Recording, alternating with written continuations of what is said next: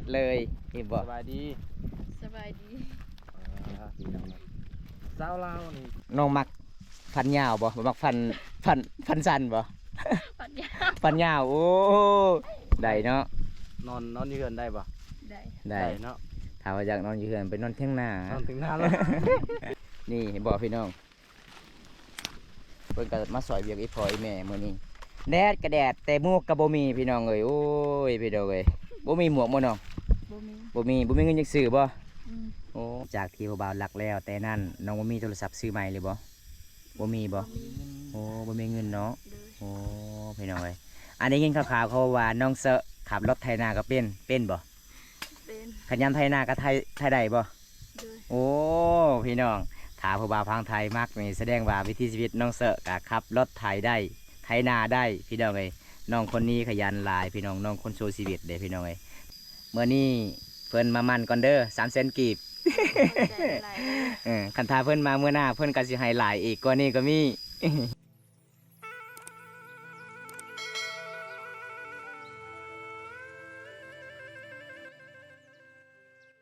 เอาทักทายสบายดีพ่อแม่พี่น้องวันนี้บอมตากาสิมาเดินทางพุ่นละพี่น้องเดินทางมาหลายกิโลพี่น้องไปหาสาวเสิร์ฟเพราะว่า FC ก็ให้บอมตาไปหาสาวเสิร์ฟนี่กับบอมตากะบุญได้พ่อน้องเสิร์ฟอยู่กลางทางพี่น้องเพราะว่าน้องเสิร์ฟกะสิช่วงนี้เป็นช่วงที่เขตชนบทของชุมเผาบรูเขาเจ้ากะสิมาเฮ็ดไร่เฮ็ดสวนเด้ปลูกมันสำปะหลังพี่น้องนี่พี่น้องอันนี้ก็เส้นทางไปมุ่งหน้าหมู่บ้านปูนมังมีพี่น้องแต่ยังไปบ่ถึงสามพี่น้องเฮาก็บุญได้พ่อสาวเสิร์ฟอยู่กลางทางก็เลยทักทายเพิ่นก่อนพี่น้องสบายดีสาวเสิร์ฟ สบายดี นี่พี่น้องเพราะว่า FC ฟังไทยให้บอมตาไปหาการบ่ได้ไปหากับบ่ได้พี่น้องก็เลยจัดตามคำขอ FC เด้อพี่น้องเอ้ยเพราะว่าบอมตากับบ่สบายเนี่ยเบิ่งนี่พี่น้อง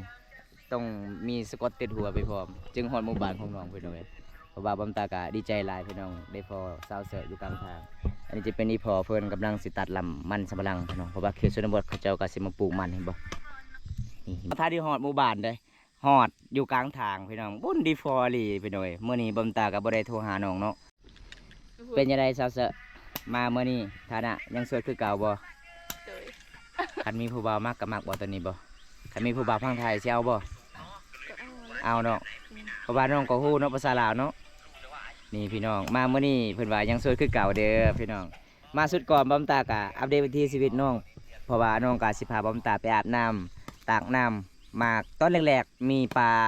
น้องสาวเพื่อนหับตอนโอ้ยพี่น้องเอ้ยมีปลาใหญ่ๆแต่บอมตากะบ่มีของมาฝากให้น้องพี่น้อง มื้อนี้ก็ตามฐานะน้องยังสวยคือเก่าน้องว่าพี่น้องสวย100%พี่น้องเฮ้ย นี่พี่น้องบรรยากาศในตอนเที่ยงพี่น้องเพราะว่าไอ้พ่อเพื่อนกำลังสิตัดมันสำปะหลังส่วนไอ้แม่ไปหาหน่อไม้บ่ไปใส่อีแม่ฮะโอ้ไปฮือให้โอ้ไปฮือให้พี่น้องเอ้ยบ่เซาเสอะอยู่เฮือนของเจ้ามีแต่เจ้าผู้เดียวบ่ลูกบ่ ผู้หญิงผู้เดียวคอย ผู้ชายเจ้าคน สี่ โอ้แข็งแห้งอยู่เนาะสาวเสอะ มื้อนี้แดดกระแดดพี่น้องสาวเสอะบ่มีหมวกพี่น้องเอ้ยลุยแดดเลยเห็นบ่ สบายดี สบายดี สาวลาวนี่ขยันทุกคนเลย แม่ ผู้ใดได้เป็นเมียนี่แสดงว่าโชคดีอีหลีผู้ใดมาเป็นเมียนี่นะ ปอสั่งมายาวแท้ฟันนี่ยังอันนี้ฮะน้องมักฟันยาวบ่มักฟันสั้นบ่ ปัญญา ฟันยาวโอ้เป็นยังคือมักฟันยาวฮะมันลายบ่ มันหนักเนาะมันถนัดพี่น้องเขาจับมันใหญ่อีหลีพี่น้องเอ้ยเพิ่นว่าเพิ่นมักฟันยาวฟันน้อยๆฟันเตี้ยๆบ่อยากเพิ่นว่าโอ้ยจับก็กระเทินพี่น้องนี่เห็นบ่ลำเดียวกับใหญ่เอิบเลิบเลยพี่น้องเอ้ย อย่าละเอ็กปวดเลยเอาไปทุบเลย นี่พี่น้องสาวเสือคนสวยประจำหมู่บ้านนี่พี่น้องโดนแล้วบ่ได้ไปหา คอย มัน มาหาทางเหล็กได้ ไปจะได้บ่าวงไปหาครั้งแรกสวยบ่ ยอดเลย งามหลายเนาะเพราะว่าบ่าวงกับบ่ฮู้ทางสิไปจักทางใดบ้านพูนบางมีพี่น้อง แม่น มื้อนี้ก็สิไปปะวงอยู่บ้านพูนบางมีล่ะไปปะอยู่บ้านเซาเสอะแล้วมื้อนี้ อยู่ได้บ่สาวเสือ สิรับได้บ่ อยู่ได้บ่ มีหยังฮะ ยังได้หรือบ่ได้นะ ก็ได้ ได้เนาะ นอนอยู่เฮือนได้บ่ ได้ ได้ เนาะ ถ้ ถ้าว่าอยากนอนอยู่เฮือนไปนอนเที่ยงหน้า นอนถึงหน้าแล้วไปกันใหญ่แล้วพี่น้องเอ้ยคำเป็นคอยนี่ก็จะเอาเสเดียวเลยเสือๆเอาไปเสเดียวเลยว้าเบิ้ง เอาวืดอ๋อแห้งๆเด้อพี่น้องสาวลาวเขตนี้กับแม่นธรรมดาเด้นี่เห็นบอกพี่น้อง โอ้ยบ่อมตากันนะบ่ได้ห้ามเป็นไอตลอดนี่ล่ะ FC ทางไทยอยากเห็นสาวเสอะหลายพี่น้องนี่วิถีชีวิตน้องกะโอ้ยคนสู้ชีวิตอะไรพี่น้องเพราะว่าเรื่องของน้องก็จะเป็นผู้หญิงลูกสาวก็จะเป็นผู้หญิงคนเดียวพี่น้องกายแต่นั้นก็จะเป็นลูกชายเบิด4 คนเห็นบ่เพิ่นก็มาสอยเวียกอีพ่ออีแม่มื้อนี้แดดก็แดดแต่หมวกก็บ่มีพี่น้องเอ้ยโอ้ยพี่น้องเอ้ยบ่มีหมวกบ่น้อง บ่มี บ่มีเงินจักซื้อบ่ อืม โอ้เพิ่นว่าบ่มีเงินจักซื้อพี่น้องเอามื้อนี้ก็นั่งเล่นกับสาวเสอะก่อนสาวเสอะก็สิมาตัดลำมันสำปะหลังพี่น้อง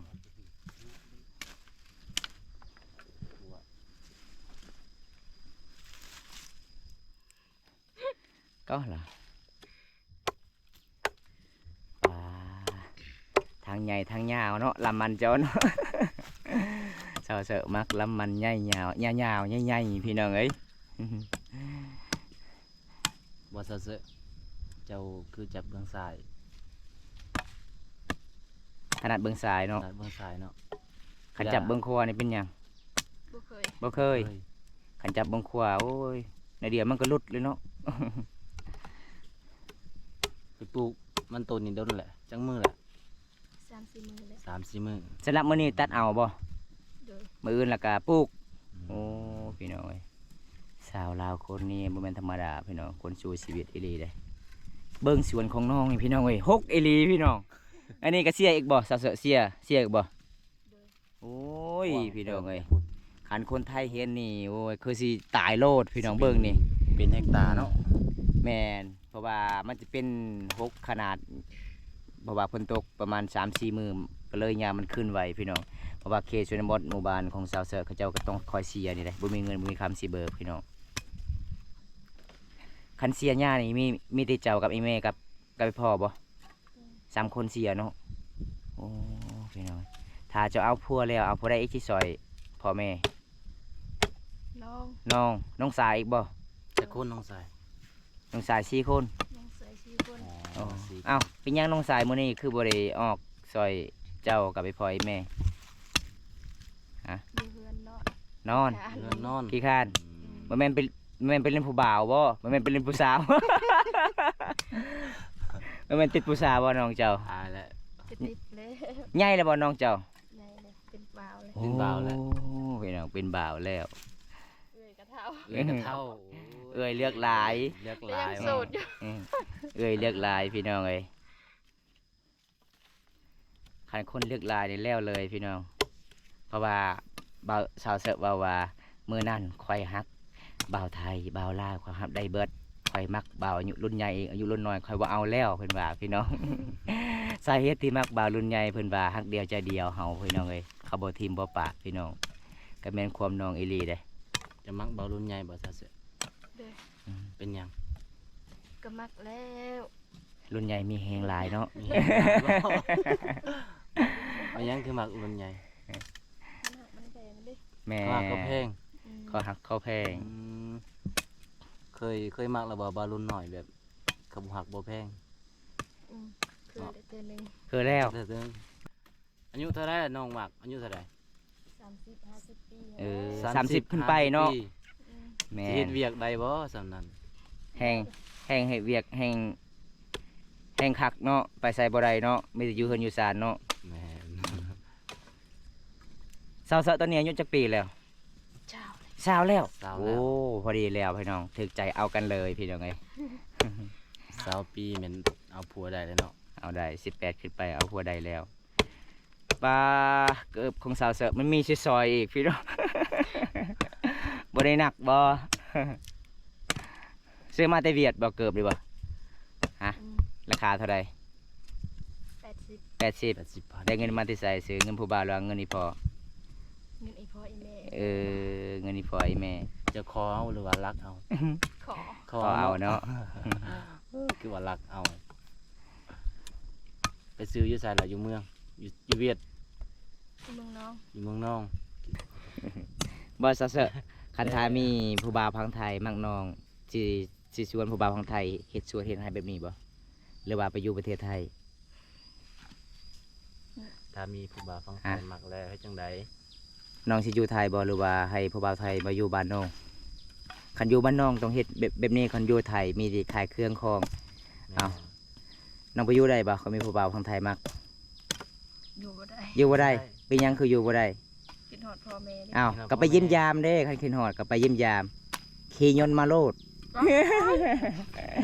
รถไฟก็มีในลาวเฮาเด้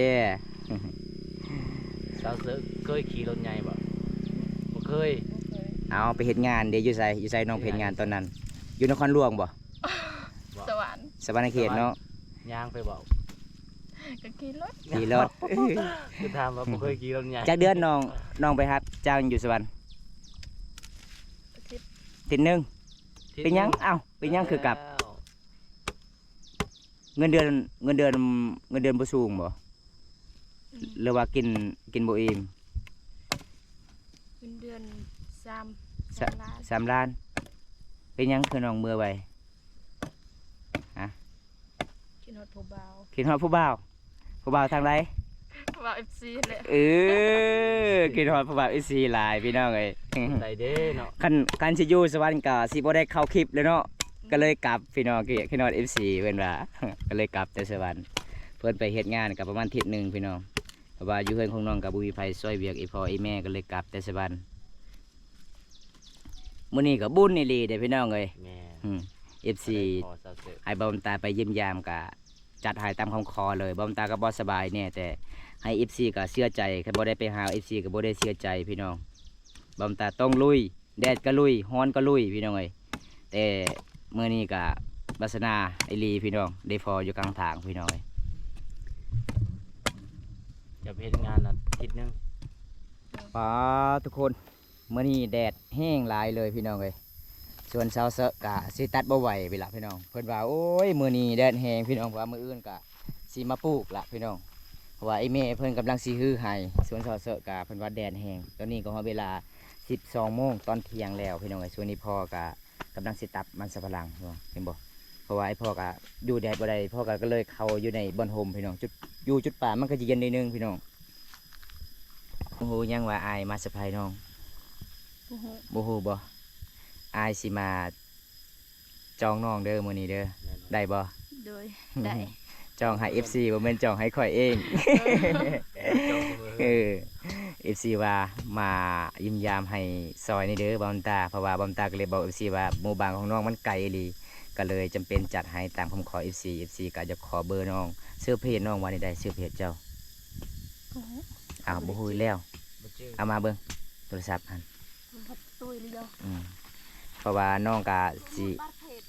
น้องก็จะเล่น2เพจพี่น้องก็เลยเพจเก่ากับคุณหาบ่เห็นพี่น้องเอ้ยเพราะว่ามื้อนี้ก็บอมตาก็มาเอาเบอร์น้องๆแล้วแล้วก็สิมาขอเพจน้องพี่น้องอันนี้จะเป็นสาวเสอะสาวสวยประจำหมู่บ้าน ชื่อนั่นแหละ อายแกดคนจน เจ็ดคนจน แมนบ่ไอายแกดคนจน นั่นแหละ เพจเจ้าหรือว่าเพจแฟนเจ้านี่นะ เพจน้องคอย เพจน้องเจ้าโอ้เจะเล่นเพจน้องบ่แล้วก็เพจเจ้าแท้อยู่ใส่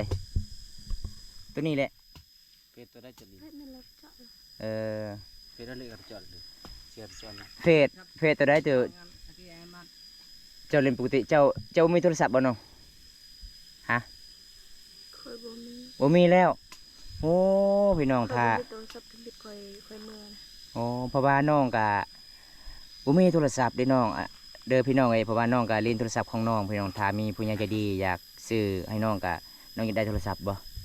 โดย อย่างไรเนาะอันนี้จะเป็นโทรศัพท์ของน้องเวลาหลังจากเจ้าลินแล้วกันน้องเอกลินโอ้พี่น้องเอ้ยเพราะว่าบางมื้อเฮาทักสาวเสิร์ฟบ่ได้ตอบก็คือน้อง ตอบที่บ่ตอบ จะเป็นของน้องของน้องเสิร์ฟเอกลินพี่น้องแต่มื้อนี้ก็จะเป็น เพจที่แบบ สาวเสิร์ฟแบบ บ่มีเงิน เพิ่นก็เอาโทรศัพท์ บ่มีนั่น เครื่องเดียวใส่3คนพี่น้องเอ้ย 3คน ใส่นํกันจังได๋ก็ 3คน อายแก่คนจนเนาะ ถ้าผู้ใดอยากทักหากะ คนจน มีผู้ใหญ่ใจดีอยากซื้อมากะมีโทรศัพท์ตัวเองเนาะน้องๆเนาะว่าตอนนี้บ่มีเงินบ่มีคำอยากซื้อพี่น้องเอ้ยเพราะว่าน้องกะสิแจ้ง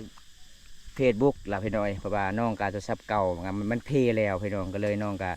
ใส่นำการเครื่องเดียว3คนพี่น้องนี่บอมตากะมาฮอดจอดถึงแล้วพี่น้องเพราะว่าบอมตากะสิไปหาอยู่ในเฮือนแต่บังเอิญได้พอจุดนี้บอมตากะสิมามอบเลยเด้อพี่น้องผู้ใหญ่ใจดีจากฝั่งไทยที่ฝากเงินให้นำบอมตา500 บาทพี่น้องบอมตากะสิมาแลกเป็นเงินลาวกะ300,000 กีบเพราะว่า FC เป็นห่วงเจ้าให้เจ้าซื้อบัตรเติมเงินบ่มีแนตมื้อนั้น มื้อนี้ก็ ซื้ สิ อกระ ได้ แป้ง มีน่ะ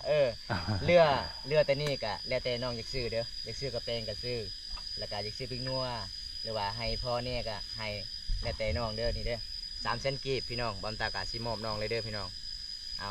ขอขอบใจผู้ใหญ่ใจดีไง ขอบใจเด้อ